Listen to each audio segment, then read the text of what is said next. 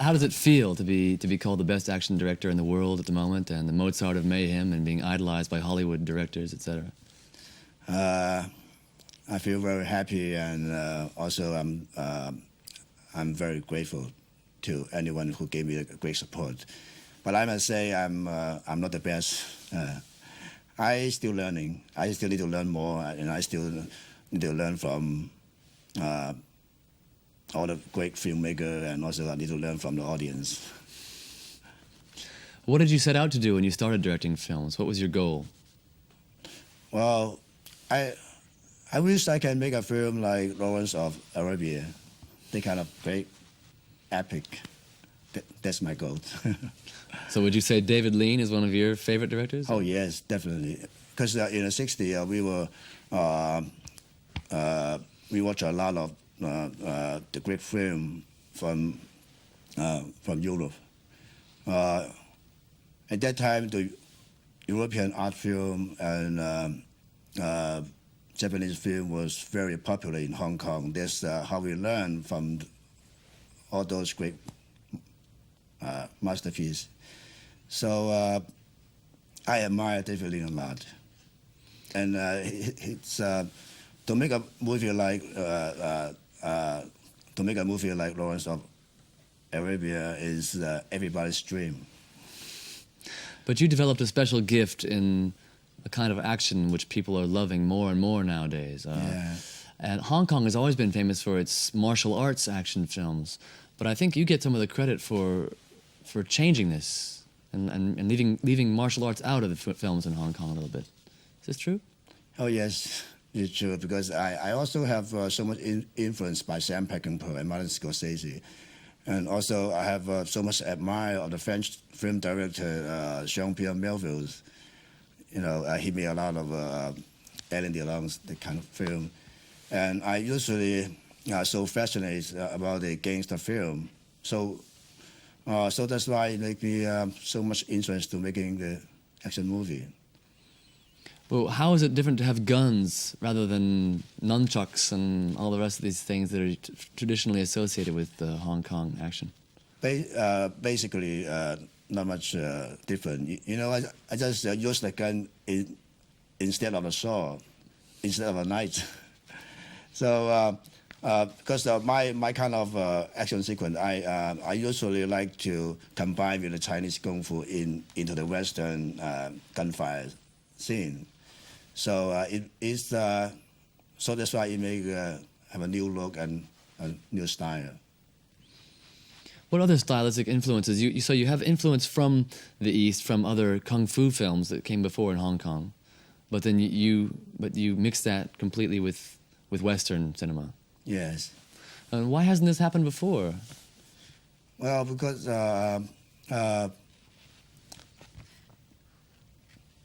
nobody would like to take a risk, so that's why. Is there room for kung fu fighting inside a John Woo film as well as the gun action?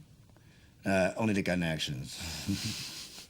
Is it the spectacle of explosions and the sound of guns that adds something very special to the way an action sequence works to you? Well, I think since when I was a child, I was so much crazy about the musical.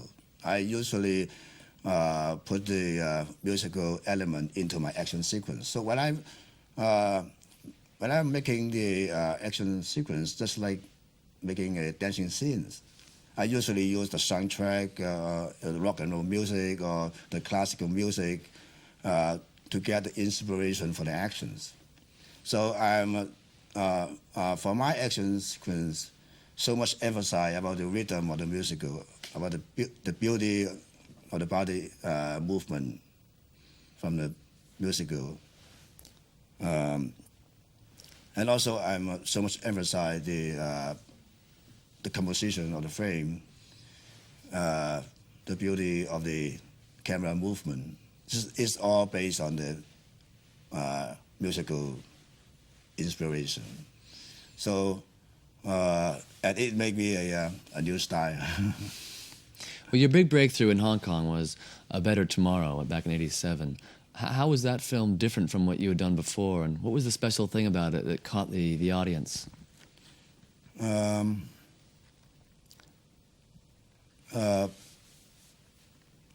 maybe that movie was based on my true feeling, and I put my experience and my feeling into the character. Everything looks so true. All it came from the heart. And besides that, I also did a lot of experiments for the action sequence, which hasn't seen it before in the Hong Kong film. And also we have the brilliant actor like Chow Yun-fat and Leslie Cheung and Ti Lung. Their acting just looks so much different with the other Hong Kong film. So I think that's why I made, and also it's a very stylish film, which break different with the other Hong Kong film. It also has a very strong theme of Yeah. family and honor and friendship and what's most important about life and what you must do. You know. Oh yeah, there's a code of ethics. Yeah, that's very important in my movie. You know, beside of the action sequence, I usually wanted to show the pure and the good thing in our spirit. I want to like the man with the code of honor, loyalty, and dignity. This is my usual theme. Chow Yun-fat was already in television when you discovered him for A Better Tomorrow, yes? Yes. Before Better Tomorrow, he was a very popular television star, but not in the movie. So we were looking for a star have a special quality, and also looks elegant, and also looks more like a modern knight. So when I read some of the article about Chow Yun-fat, he always liked to helping people, and always like to help the orphan something. And I felt like this is the man what we need, and this is the man with a heart. He is a new kind of hero, and he also remind me my longtime hero like Alain Delon, Clint Eastwood, John Wayne, and Cary Grant. You know, all my heroes' image are on him. So that's why we insist to use him for A Better Tomorrow. And that movie, he really gave his great performance. But he wasn't the star of that movie, really, was he? He was sort of the second. Yeah, he was the second, but he stole the whole movie because his excellent acting and also have a very good actions. So that movie will make him a superstar.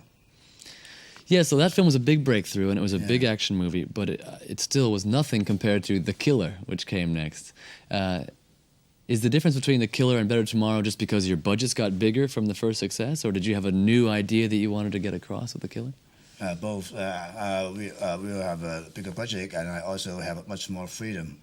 And also, I have a new idea for making The Killer. And that movie, I was so much influenced by Jean-Pierre Melville's film. It was a tribute to Jean-Pierre Melville's and Martin Scorsese. Tell me about it. I mean, the idea, again, we see these big themes about friendship and sticking by your friend, even above law and order and life. First things first. Yeah. Honor. Well, I always try looking for something in between the people. I always think, even though we are having a different lifestyle and we are a different kind, but we we must have something in common, like we have the same belief of the good human nature. We have the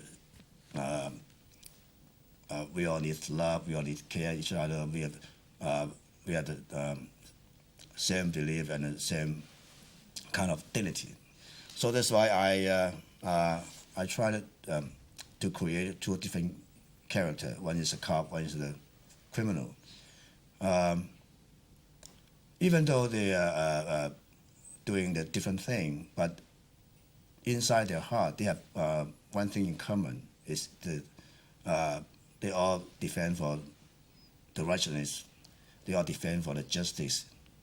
Even though it's a different kind, but at the end, it's the same.